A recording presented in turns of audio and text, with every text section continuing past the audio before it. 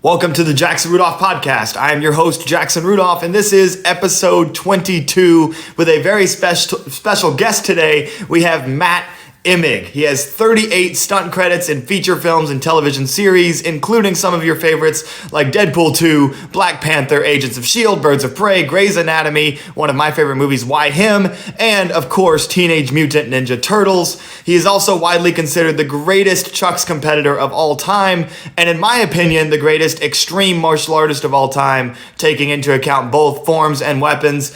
Matt, how's it going tonight, man? What's up, Jackson? Thanks for having me on.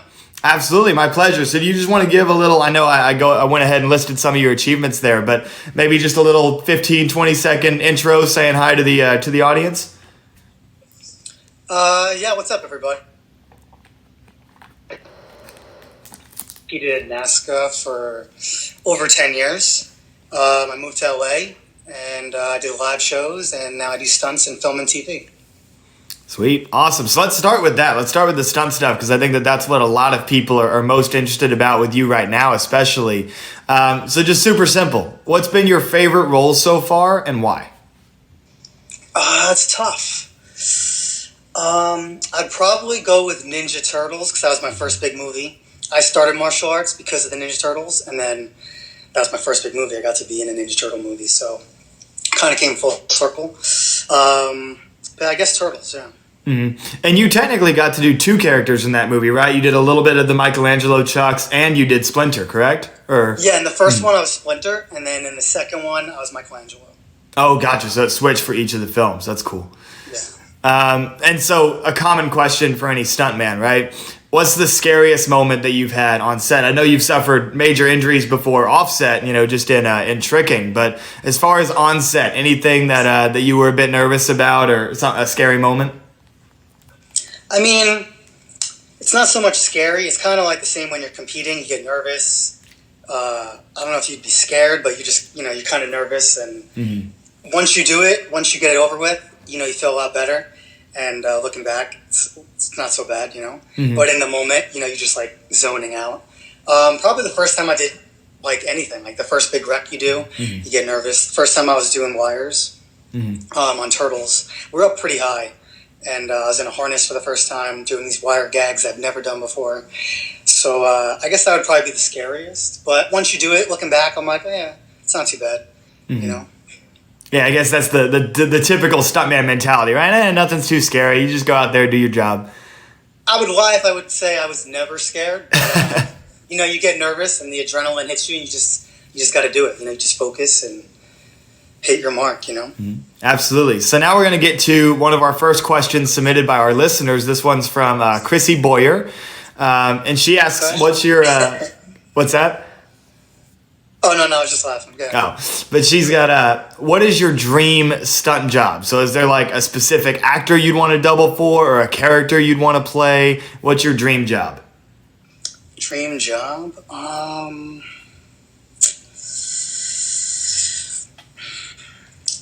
I mean, it'd be cool to play a superhero again. That was Michelangelo and Ninja Turtles, but it'd be cool to play something in Marvel. I don't know. I guess just playing a superhero in a Marvel or DC film, like a big character. Right. Do you have a favorite specific one? I mean, it depends because sometimes they CGI stuff, so it doesn't matter with height. Sometimes you got to play a character that fits your body type, your height. So a lot of that is not up to you. But actually, you know what? How about Wolverine? Disney just bought the X-Men from Fox, so if they redo it, they could do a legit Wolverine where he's actually really short. He's not like Hugh Jackman. He's like how he was in comics. So, bam! Yeah, that's Wolverine. awesome. And you got, I think that I've heard people say before that you've got a little Wolverine look to you, right? Yeah, one time for Halloween I was Wolverine, so I styled my hair, grew my beard out a little bit, has the claws. They can give me a bodysuit so I could be super jacked, Sweet. So now a lot of our listeners obviously come from a sport martial arts background because it's a sport martial arts podcast. So now we're going to get into kind of that transition phase. So, and this was actually another listener question from Andrew Middleton on Instagram. And the question is, how did you make the transition from sport martial arts to stunts? Was there a connection that got you in, like a connection from the tournaments that got you into it? Was it something you always wanted to do? How did that transition happen? Well, it's not like how they tell you on the circuit, on ESPN. They're like, you could get discovered, and then a producer will see you, and maybe you'll be in a movie. Sure, there's a possibility that could happen. But I just moved to LA, and then I just started training at the different gyms. At that time, it was White Lotus, which is now Jam. I got invited to 87. You just got to kind of, hit up the gyms, make connections, make friends, and then through those friends, through those connections, a coordinator will hit you up, and if you have the right look, you're the right size, the right look, the skill set that they need, they'll hire you. If you do a good job, they'll hire you again, or they'll refer you to other coordinators. So it's a tough business to get into. It's all about who you know. Right. But you'd say you kind of took a leap of faith and followed your heart, right? Just kind of went out to LA. Did you already have something booked when you first made the move, or was it just literally, this is what I want, so I'm going to go and hope for the best? I had nothing booked. I had nothing out here. I just came out and just tried it. But I had some friends that came out before me, and were just starting to be successful, So of our generation, first person was probably Jackson Spidell, and then followed by Jeremy Marinas and Anis Sherfa. And then they were just starting to do movies and stuff. And then Danny Graham came out, Guy De Silva, Sammy Vasquez, a bunch of us, like around the same age, started coming out. Right. So then, I just decided to come out, and, I already had some friends out here from the circuit that I already knew. I already knew some people that had been doing stunts from the circuit a long time ago. So, I just went for it. That's awesome. And you mentioned, going off script a little bit here, you mentioned stunt coordinators, and we actually have some of the previous, like what we would call sport karate legends doing some coordinating now, right? I know John Valera, I think he's a stunt coordinator now. Are there any others that our viewers might know about? Or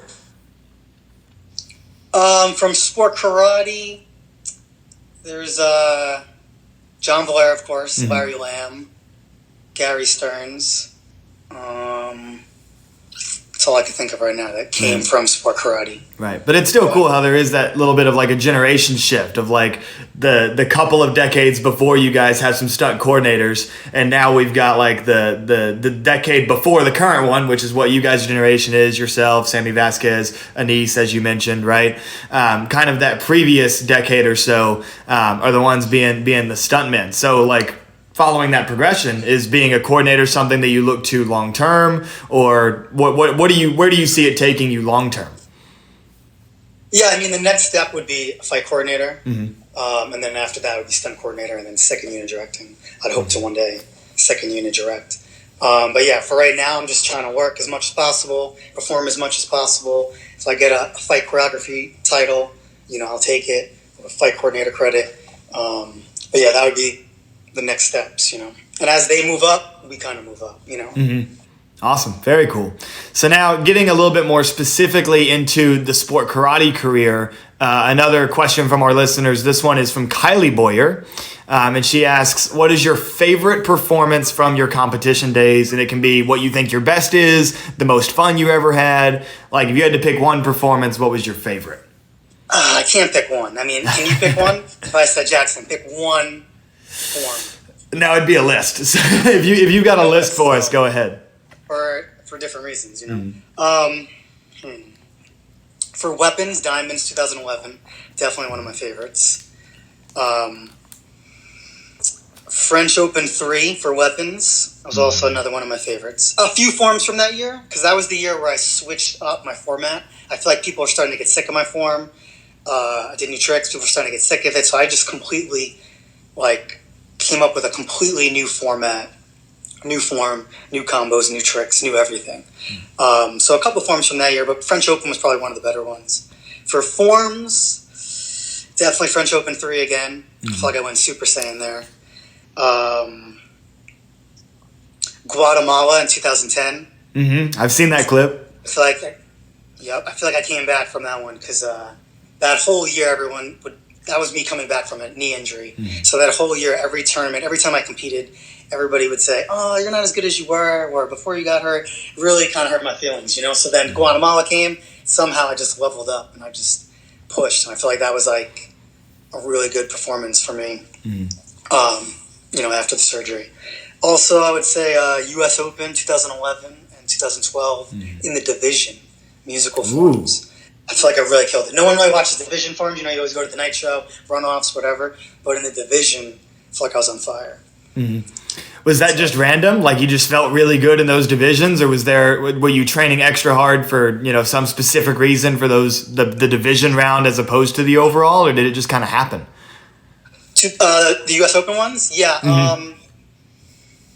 2011, if I remember correctly. I think I was watching the 11 and under division. They pumped me up. It was Aiden Considine, Danny Ekin, and Dallas, and they were just going at it. And they were getting the crowd. They were just pumping up. So I just fed off that energy. Then I walked back to my ring. I was looking at these guys, and they're a bunch of chumps compared to those young kids.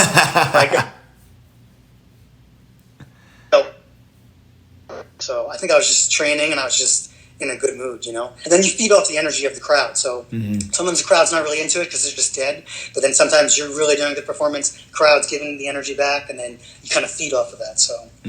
Yeah, absolutely. That's huge. And I like how you mentioned that you were actually feeding off some energy from one of the younger divisions. Because I remember, that Aiden Considine, Dallas, Lou, Danny Edkin, that division was stacked. And they always went super hard. So the fact that, and for any of the kids listening, right, because I've had the same experience before. You watch one of the divisions in the 17 and under, and then you realize, like, oh man, like, as an adult, it's like my responsibility to step up my game and, like, show why the adult division is what it is, right? But there's two in specific that are my favorite forms of yours. One of them is the 2011 Diamonds form, the weapons form.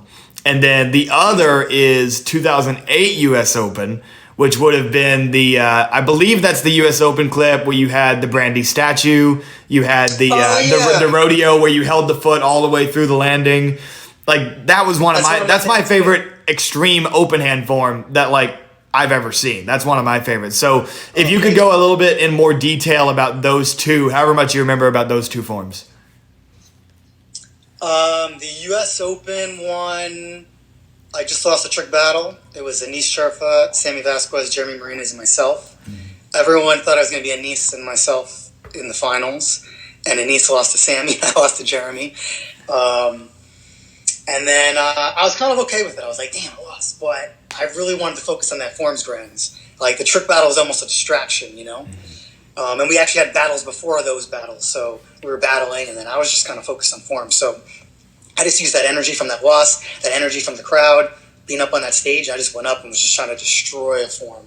I was just trying to just kill it, And I actually lost. I took second. So, yeah, some of my best forms I actually lost. I took second or third.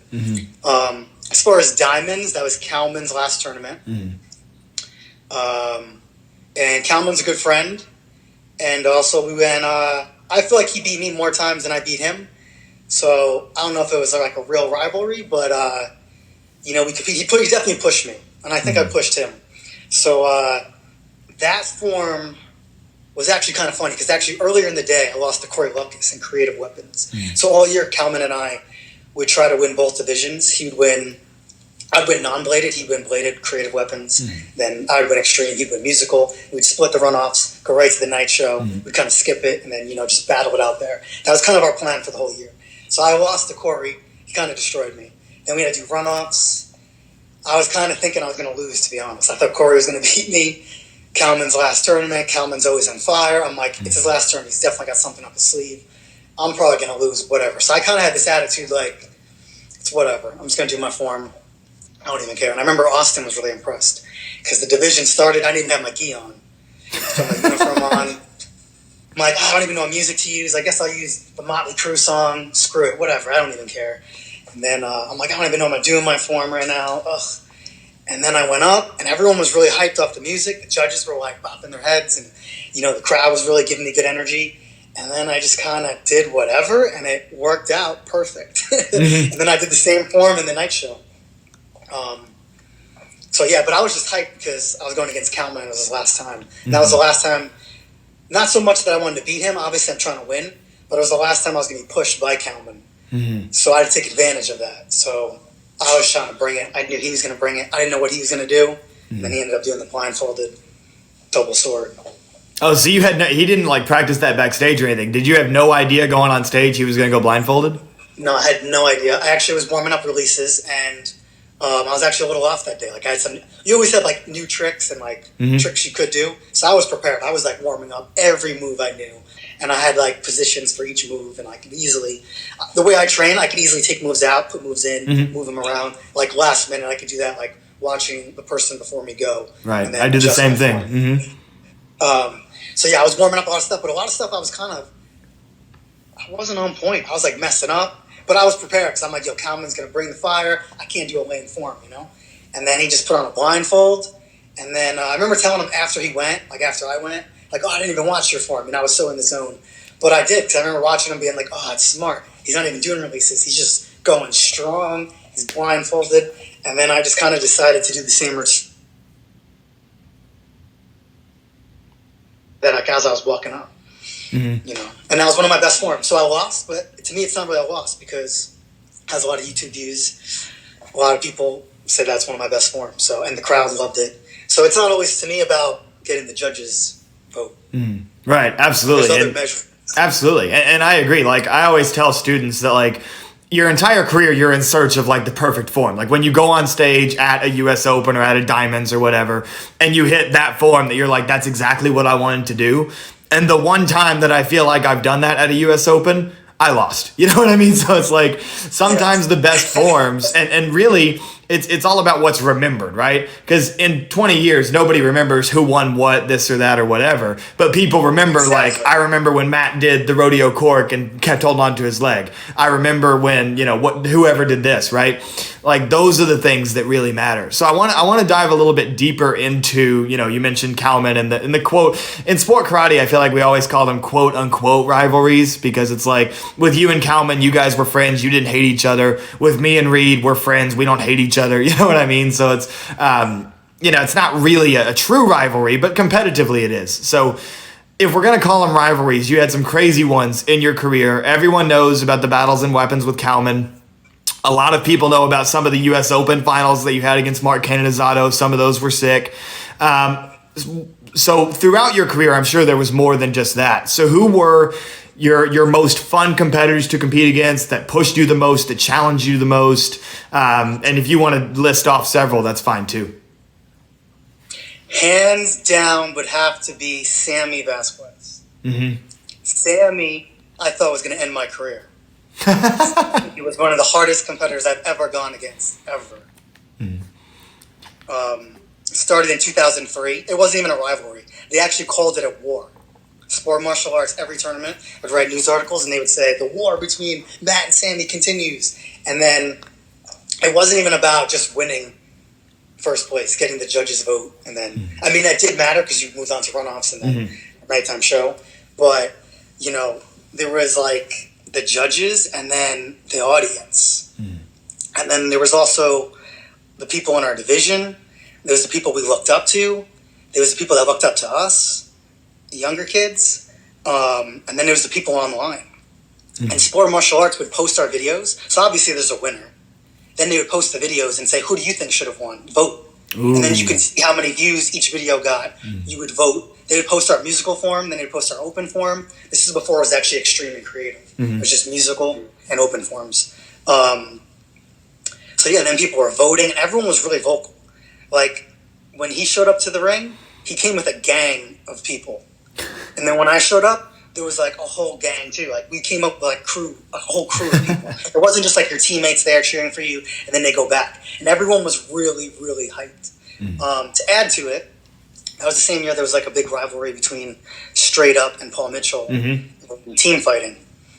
So, and I was the only junior on Paul Mitchell that year, 2003. It was just me. So it's me against Mark against I know how that feels. Yeah, so there's a lot of pressure on me. Right. You know? So he came with a gang of guys. I came with a gang of guys. And, like, everyone was really vocal. Like, when people cheered, they weren't just like, go, Sammy. It was like, get him, Sammy, get him, get him. You know, and then the same with my people. They were like, he's not on your level. Let's go, let's go. Like, everyone was super, super hyped. Mm-hmm. And this was, like, every division, every runoff, every night show. And, again, it wasn't just, like, doing the best forms. Because when I do a form, it's not just about the performance, but it's also about the choreography. I create choreo. I create combinations. I create moves, tricks. I try out new stuff. Maybe not everything I invented, but, you know, maybe you have a new combination or a new chuck move or whatever. So to me, when I do choreo and people like it, you know, that's a win. If I do choreo and people don't, you know, so I feel like I was competing against Sammy as far as tricking, overall forms, choreo, and then also, like, just who was more exciting. Mm-hmm. You know, and the feelings that people have afterwards. And that's something I didn't realize at that time. When you do a really, really good form, there's an emotion that people have afterwards. They're really excited, or they're standing up and they're clapping, or they're laughing, or they're like, they can't believe the tricks that you did, or the moves that you did, where, you know, you inspired them to train, or you hyped them up to go do their division. And I feel like we were doing that every time. And whoever pushed that more, I feel like that was like the real winner. Because sometimes I would win and I didn't feel like a winner. Sometimes he won and I feel like he didn't feel like he was a winner. So it wasn't just the judges. Because you wanted those judges to win, but I also wanted the votes online. I also wanted my friends to be like, yeah, you were better. Sometimes they did. They said, Matt, you were better. Other times I'm looking at Steve Trott or Daniel Sterling. They're like, I don't know, it was close. Or straight up, like Mike Pombero one time straight up just told me, yeah, you won, but you shouldn't have won, you know? Mm-hmm. Every tournament, you got to do a new trick. If you didn't do new tricks in your form or do a whole new form, you wouldn't have everybody. So I constantly had to have something, like every division ready. That's crazy. So that was definitely the craziest. Yeah, that's awesome. And just the way that you pushed each other and how significant of a moment. I talk about sport karate history all the time on this podcast because I'm a nerd. But how significant of a moment in sport karate history that rivalry was. I mean, that was right around the time of Exodus when Raymond and Johnny went to straight up. And that was a lot of the reason there was the rivalry amongst the fighting teams. And that carried over into the forms and weapons. And a really, really cool time in sport karate history when straight up was at their peak. Paul Mitchell was peaking again after going through a bit of a rebuild. That was just an incredible moment in sport karate history. And one thing you mentioned is the cheering. And it actually makes me think of, to peel back the Paul Mitchell curtain a little bit, some of the coaching that I've received from Steve Babcock before. So I want to know if you've had any similar experiences to this, because I've had times when I've been like ringside, like next to the stage, about to go up and do a form, and then Steve is watching like whoever else is in the division and standing next to me, and he'll just tap me on the shoulder and look at me and be like, you know, these guys aren't anywhere near as good as you, right? Nobody, they don't have a chance. Like, just go do your form and you'll be fine, right? Not to be clear, not referencing other teammates of mine, always referencing different people, you know what I mean? But it's interesting that, you know, that cheering was even present back then. Did you ever notice anything in particular from our Paul Mitchell coaches that was like that? Which as a competitor got me amped, by the way. I loved hearing that, but... One time, Coach, well, a few times, 2008, I was pretty on fire. Coach would tell me that I took first and second place, and they're all competing for third. So that would pump me up. And then that was kind of like my motivation sometimes. Like, I had to be so good that it was like, all right, clearly Matt, throw him to the side, first place. All right, who's next? You know, like, how do we rank everybody else? Mm-hmm. So, you know, he was telling me that. So, you know, that used to get me excited. Yeah, and that sounds just like Coach Rodriguez. And by the way, for our listeners, if you ever hear a Paul Mitchell person just say Coach, it means Coach Don Rodriguez. That's just his name. Yeah. So now kind of shifting. And I like what you said earlier. Mm-hmm. I like what you said earlier about moments. You have to create moments. Because years from now, no one remembers who won the Warrior Cup, who won this, who won that tournament. Some of my best forms I lost. Mm-hmm. And they're on the internet and everyone clicks and goes, this is my favorite. And I took second place or third place. You know, so I think that's important. You got to create moments. Overall form, or maybe just moments within the form. I think that's really important. Mm-hmm. Absolutely. Speaking of moments, the podcast has become notorious for talking about the French Open because that's the holy grail for me. Like, if there is one tournament that I never got to compete at that I would give anything to get that tournament back to compete there once, it would be that tournament. And it's just because of how insane people went in their forms. So you're somebody that lived it. You're somebody that competed in it multiple times.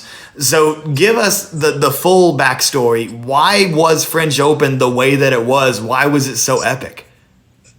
Well, first they flew us out. Most of us got fully paid to go out there. You're in a new country. It's my first time in France. And the crowd just loved us. Like, I've never signed so many autographs in my life. So you're signing autographs every minute. Everyone's worshiping you. Then you perform and they just go nuts. They give you so much energy. You just jump higher. You get more hyped. You have more endurance. Those forms where you're really tired. You're like, come on, push. Last section to go. That doesn't happen there. You're just amped. You're like, oh, I'm going to throw some more.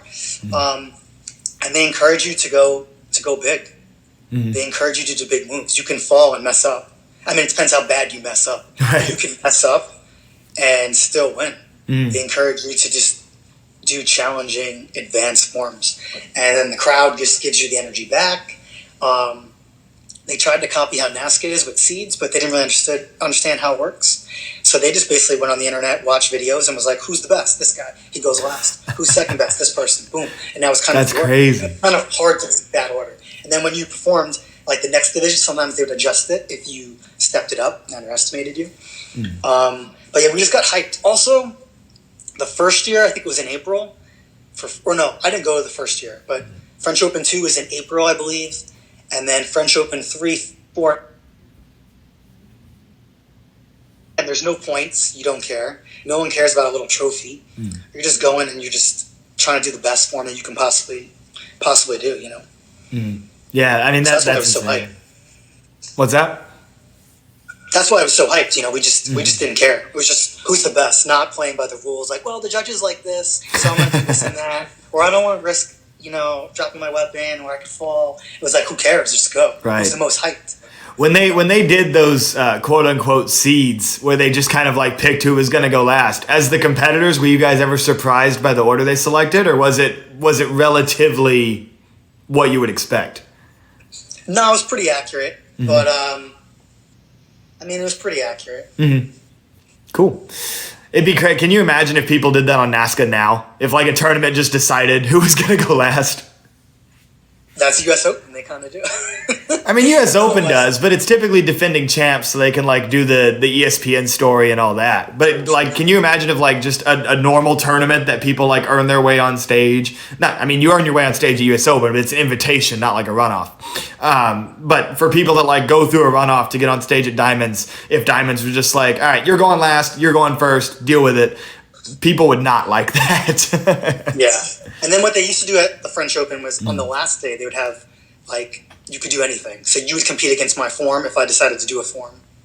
Or maybe I want to do nunchucks. Basically, you'd compete against every age group, and everyone would just do whatever. There's no time limit. There's no rules. You could just do anything. And then that was basically based off of the tournament. It was basically based off of who they thought was going to win.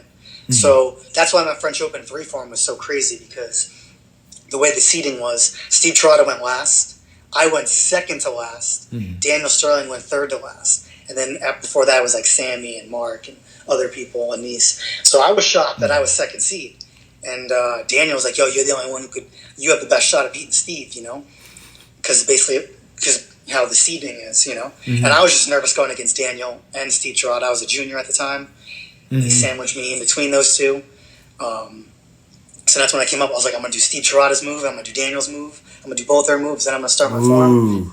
And that's why I did the full twist round, hook crowd awakener, because that was their both opening moves, That's sick. And then I ended up winning. But yeah, it was just hyped. That was one of my favorite tournaments. That's a crazy story. And it's funny because I actually had a somewhat similar experience. I remember doing Vegas Open back in 2014 maybe? 2014 or 15. So it was like either a year or two before I went into the adult division. And it was a similar type of thing where we were, all out there by the promoter or whatever. And I think it was actually around the time of Super Show. So I think we were over there for Century or something like that. And there was this like karate tournament that they threw together in Vegas that was part of like the UFC, whatever, and all this. And I won all the divisions in the juniors. And then one of the promoters of the event came to me and they were like, hey, we're about to do the adult grands. You won all your divisions, so there's nobody in the junior grands. So do you want to go compete against them and see if you can take the prize money? And I was like, absolutely. And then went up, and then, there were some, I won't say any names, but there were, other Paul Mitchell competitors that were, peers of mine that were adults that had been winning on NASCAR all the time. And then I came in and won that division, which was pretty cool. But yeah, so that's a really cool story. And I think that a lot of our listeners that always hear me like shouting praises about the French Open will appreciate that little background info. So in addition to, we've been talking about your individual performances. In your career, you also laid down some ridiculous sink forms. A couple of my favorites, Daniel Sterling, obviously, Austin Crane, even came back and did one with Danny Etkin. Which of those, if you have a favorite, which of those was your favorite? And if you can't choose, maybe just tell us about all three or any others that happened over the years. I mean, all of them are my favorites. Mm-hmm. Daniel, it was the first time I was doing team forms, like officially. I've done team forms with other people, but, when I was younger, not as good. And that's when I first got on Paul Mitchell. We did team forms. We didn't do it at the first tournament of the year, but we did it at the second tournament of the year. And we actually won our first tournament. But then we lost every tournament after that. Who was the other big team that year? Ryan Pinkston and Anthony Atkins. Team Air, right? Was that Team Air? Yeah. That was a dope team too. But I mean, Daniel and I changed the game, I feel like, for team forms with that form. And then again the next year. And then, so it was just a good form, but not as good. And there was other good people we were competing against. With Austin, it was cool because I came back from a knee injury. I'm like, let's do team forms. Now I'm the older person. He's younger. When we put that form together, I couldn't even do half the tricks that were in the form. Like, that was the first time. Like, what are we going to do? And I'm like, well, I could do a touchdown raise splash. Because, that's when I first came back, and all the tricks in my form, I was landing on my right leg. The left knee was the one that I broke. So that was the first time I did a raised cork. I was with Austin and Calvin. Like, come on, you could do it, raise cork. And then I got it, and then we comboed it, and then we're like, yo, let's try to do it synchronized. And then we tried it synchronized, and then we had a couple combos. And then I'm like, which one should we do? And then we came up with all of them. Like, let's do both. And we'll just do it in a circle. Calvin kind of suggested it. And then me and Austin were like, could we pull this off? And I was just like trying to land a raised cork. I was scared out of my mind, thinking my leg was going to break or my leg was just going to collapse or I'm just going to bail, So yeah, that was really fun. And we put that together last minute. Like, I went down to Atlanta to teach at a training camp with them. And then after the camp, we just made it up one day. I think we finished it at Bluegrass Nationals, which was like AKA/Bluegrass.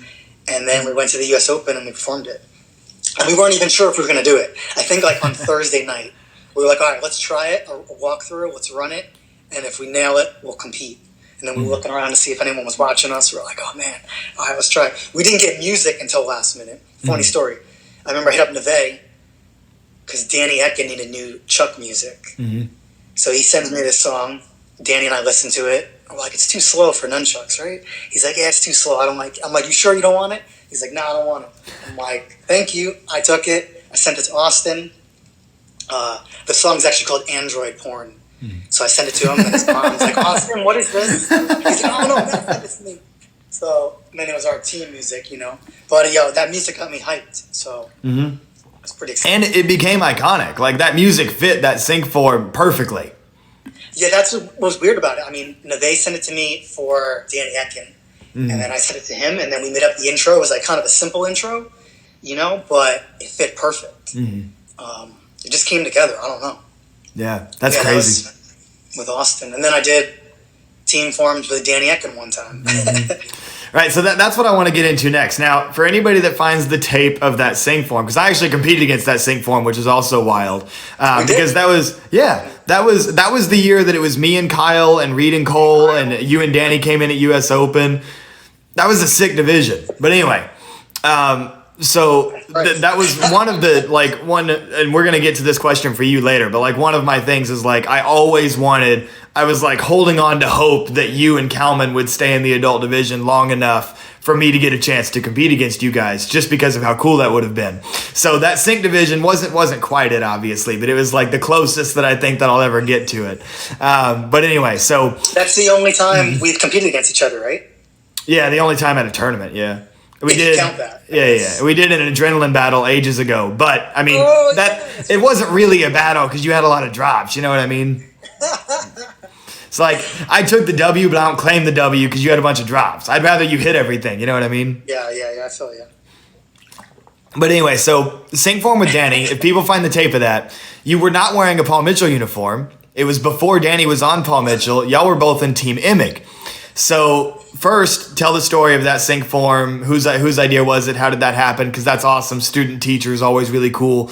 But then beyond that, the story of Team Emig, because it's one of those things. It's the only team in sport karate history where 100% of the players went on to Paul Mitchell. So that's pretty incredible. So go ahead and give us the scoop. 100%. Where should I start with? Team forms? Team sync. So basically, that year, Tyler and Kenzie went on Team Paul Mitchell. Aiden broke his ankle, and it was just Danny Ekin competing by himself. And I was doing more stunts, so I was going to less tournaments. He just moved up to 14 to 17. He was listening to you in weapons, and he was listening to Jacob Pinto in forms. And Danny was a little off all year, to be honest. He wasn't hitting forms every tournament. So if you're trying to beat you and Jacob, you got to be consistently stick in a form, and then, maybe you get that win. You can't be messing up and, so whatever. So I just wanted to, I just wanted to do something cool for my team of one. And the year before that, everyone always asked, yo, if you compete, what team will you be on? Your team or Team Paul Mitchell? I'm like, well, I'm not competing. If you competed, what team would you? And I'm like, well, I'm not, because I knew that would cause problems.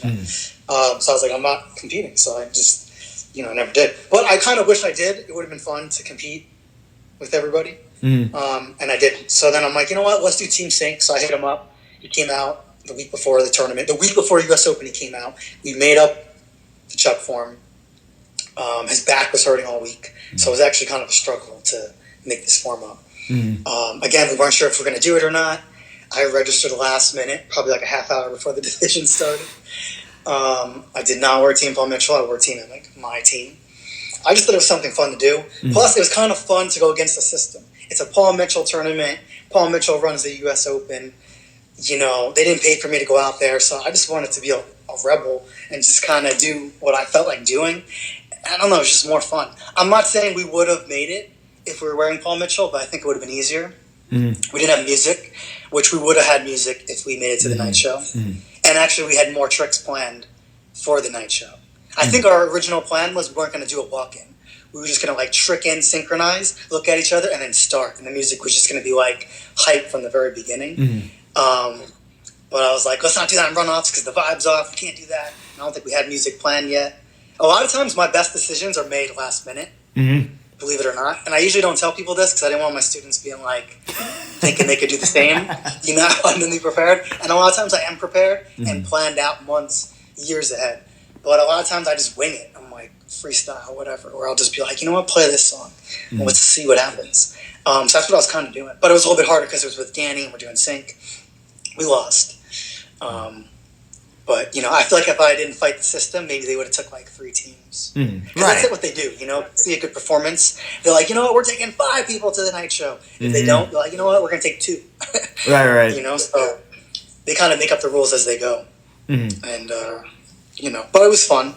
Yeah. So, and when you're the largest tournament in the world, I guess that's okay. You know what I mean? And also credit to you and Danny. Like you were saying, I mean, there really wasn't much prep that happened for it. It was just kind of a cool thing that you guys wanted to do and you did it. And it's still a cool part of history that happened with student and teacher. So now talking about all of team. It's a moment. It's a moment Exactly. that I created. So I lost. Went against the system. We lost. We deserved to lose. I don't think we deserved to win first. It would have been cool to make it to the show.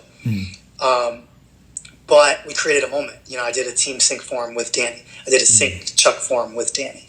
So So that's what I was trying to do. And a lot of times when I perform, I'm trying to make moments that you're going to remember. You're going to want to click that video again. You're going to talk about, remember in 2012 when, or whatever year, So, right. Back to what you're saying. Awesome. But yeah, I just want a little bit more. Take us back even further. Take us back to the start of Team Emig, which, by the way, fun fact, there were talks at one point. This is before Paul Mitchell ever came for me, because I was the first of that kind of generation of people to get on the team.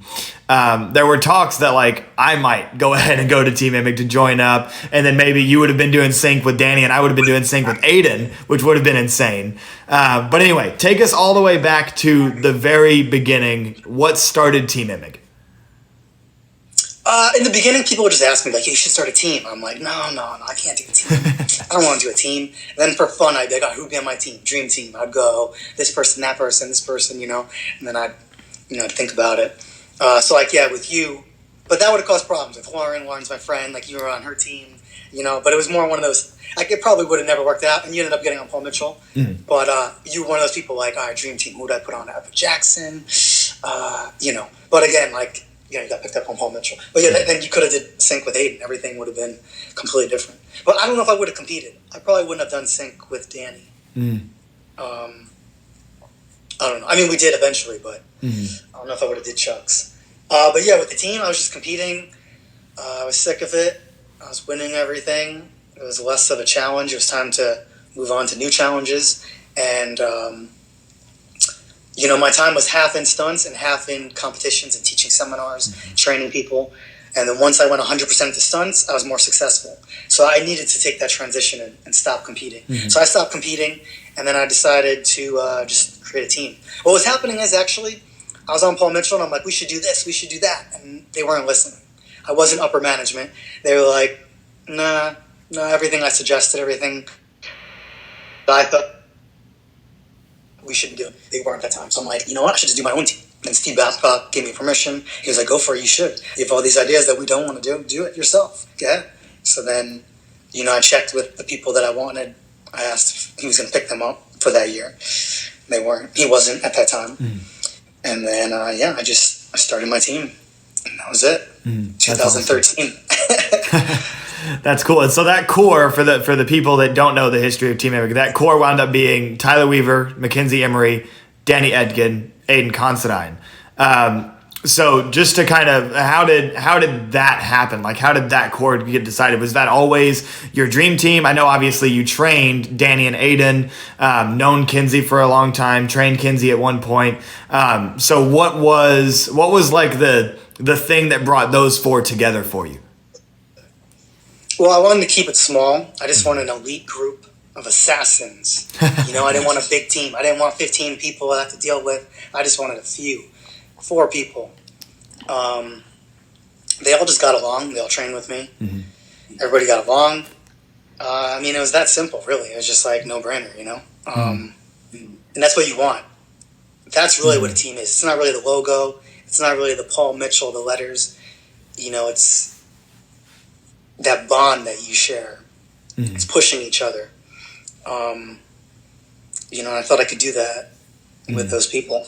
So that's why I selected them. Very cool. It just made sense. It kind of just happened, to be honest. Like everyone, it was like no-brainer. Boom, boom, boom. And Tyler, bam. And then like the logo, making that was just like, it just happened like within a few minutes. It was like, boom. Like, here it is. I don't know. Everything just kind of fell into place. That's awesome. And that's how you know it's meant to be, right? And then I guess long term, it turned out that some of your Paul Mitchell ideas were good ones as we went on to pick up all 4 of those players. But anyway, so go ahead. That was a huge accomplishment for me too. I was like, you know what? I don't think anyone can say they did that. And, I've had a total of 5 people that have made it, that have trained, get on Paul Mitchell. So I feel like I gave back to the sport, It wasn't I just competed, stopped, and was done. Right. Very cool. So now getting to last couple of questions here, we have another listener question. This is from JJ_Nunchaku on Instagram. And he asks, you're the most copied nunchucks athlete ever. Do you hope for more OG in competitions? And before you answer, I want to add to that a little bit because I know what he's getting at here. And it's actually something that I talk about a lot when I teach seminars is I tell people at the end of my seminars, like, yes, I taught you some of my signature moves today. Don't do them. Like, I want you to use them to create your own. I don't want you to not do them because I don't want you to get better than me or something like that. I want you to be better than me. But you won't ever get better than me if you're just doing my stuff. Like, I want you to do things different. So what is your take on that whole phenomenon of everybody doing the adult division's moves in their forms, and how much of that did you experience when you were active compared to after you were retired? I mean, what's kind of your take on that whole situation? Well, I kind of made up my own style. There was like the Cherry Lee karate style, and then I had my style, which is what everybody does pretty much today, like 90% of the people. And then, of course, you have like the Bruce Lee style everybody knows. Not that these are actually styles, but you know what I mean. But yeah, I wish someone would kind of come up with something unique, not just like a move here and there, or just like adding on to something that I did, like just a completely new flow, a completely new style, because everyone kind of does what I did, which is flattering. I'm excited, you know, but I think I'd be more motivated if I saw something new. I'd be like, oh, I got to step my game up, you know? Yeah, absolutely. Now, and I think that that's the consensus amongst a lot of, whether it's active adult competitors or past greats like yourself. It's like everybody wants to see that next generation do something new, because if you look at, you know, the best adult, let's just say weapons, because that's my area of expertise, right?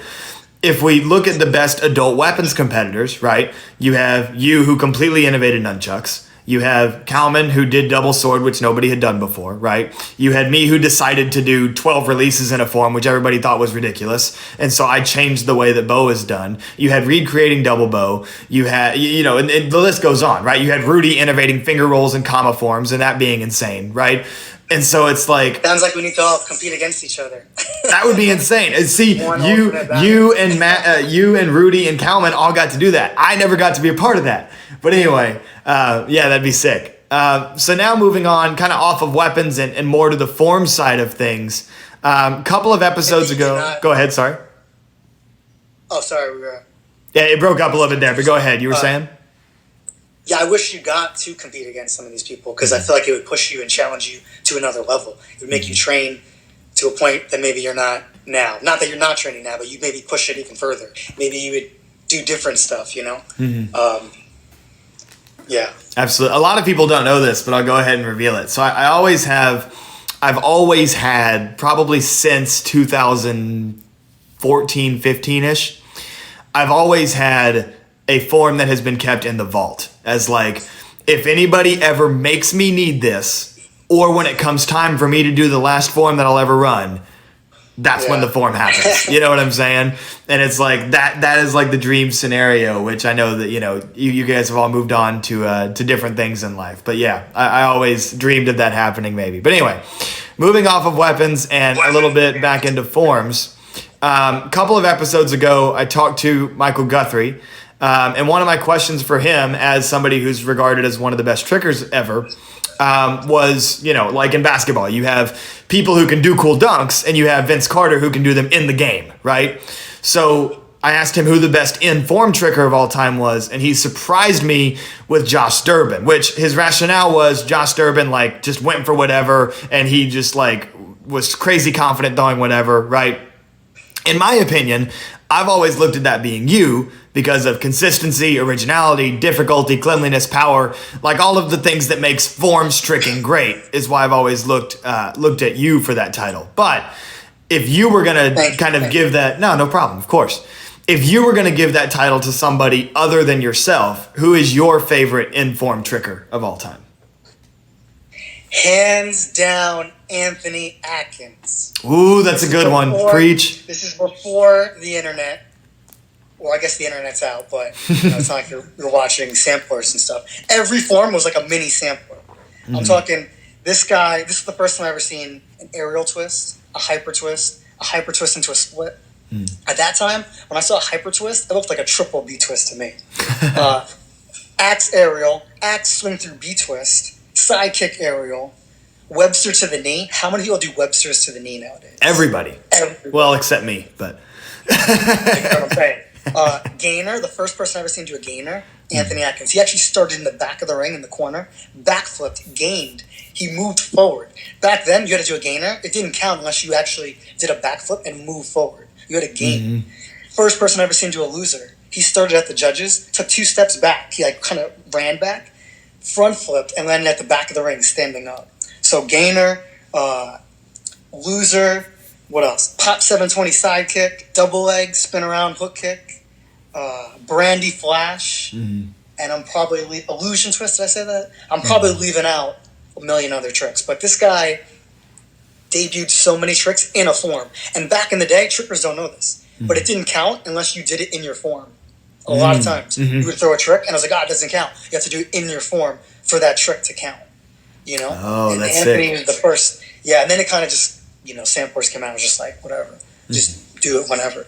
But, this guy invented so many tricks. Court Brown. I don't know. There's probably more I'm leaving off the list. But hands down, Anthony Atkins. He was super entertaining. Made a lot of moments.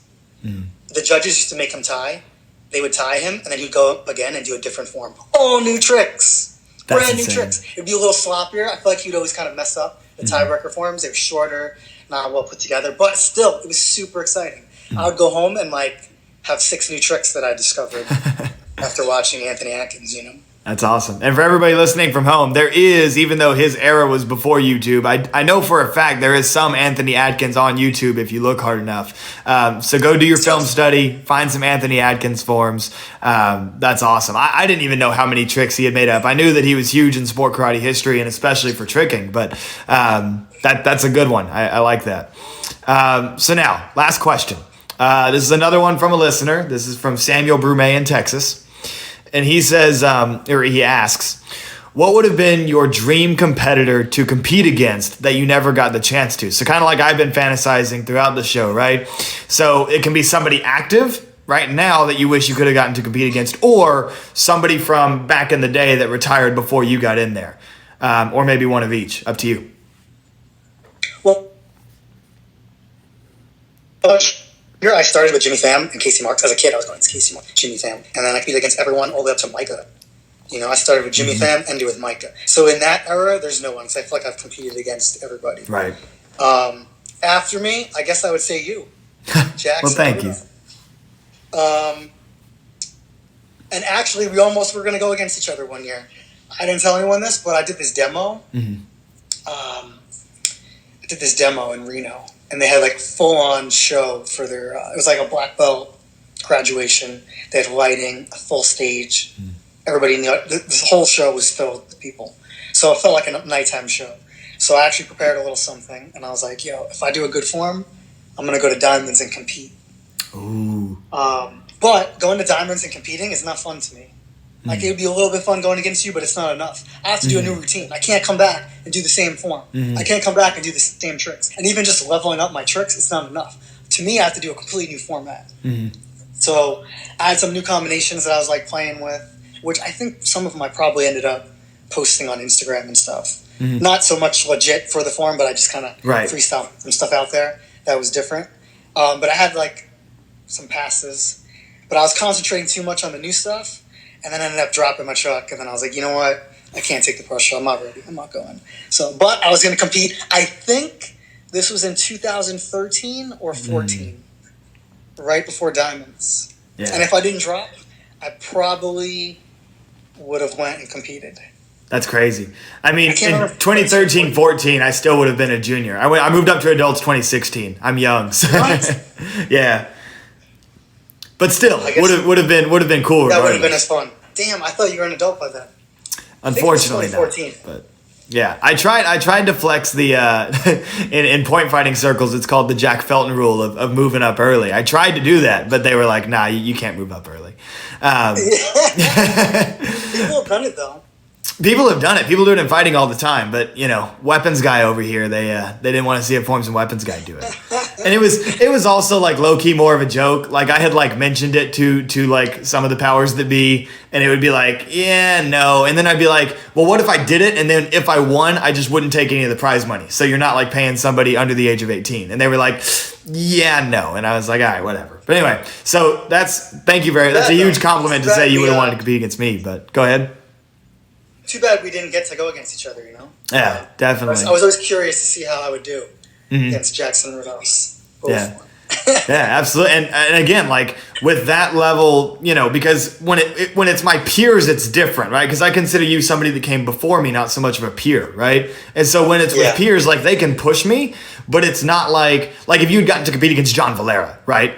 Like that would have brought something else out of you, I feel like. You know what I mean? Like getting to go against you or Calvin would have brought something out of me that's different than going against the people that I always go against. But maybe that's just me. So referencing guys like John Valera, so if we go backwards in history, right? Is there anybody from back in the day that you wish you would have gotten a chance to compete with?